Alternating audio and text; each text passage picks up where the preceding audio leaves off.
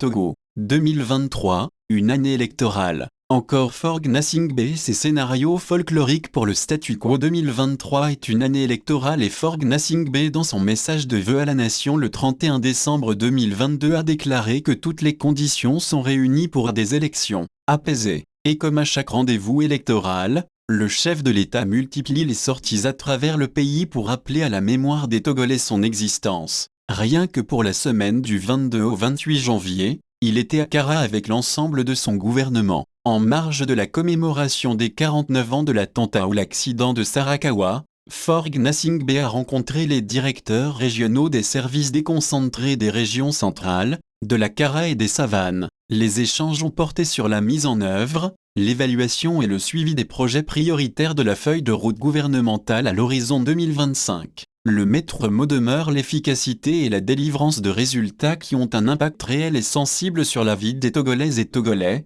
en particulier les plus vulnérables, car personne ne doit être laissé de côté, a indiqué le successeur de Eyadema Gnassingbé. Il finit la semaine à Tsévié à la clôture du Forum des producteurs agricoles du Togo, FOPA, qui a réuni, dit-on, des paysans des 8 préfectures de la région maritime. Nous devons nous nourrir nous-mêmes, vivre de nos activités agricoles, subvenir à nos propres besoins et ceux de nos familles pour mieux investir dans le développement économique du pays, clame M. Gnassingbé. Cette rencontre fait suite à celle de Djapaong organisée une semaine plus tôt. En réalité, rien de nouveau sous le soleil. Bientôt 18 ans au pouvoir, aucun miracle dans aucun secteur. Mais à chaque échéance électorale, le président du NIR s'emploie parfois avec des moyens les plus vils pour s'imposer pour juste maintenir le statu quo. L'agriculture pour laquelle on organise le folklore onéreux, qu'est-ce qui n'a pas encore été dit? Des projets ingénieux dont Pniaza qui ont énormément fait redécoller le secteur agricole au Ghana,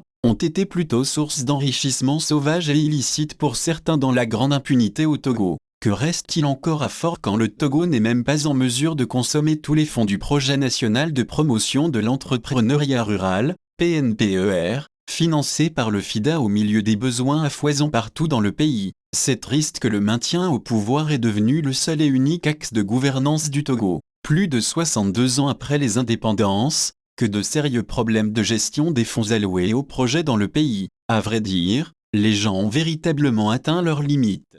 Plus rien à proposer pour sauver ce Togo. Honoré Adontuit.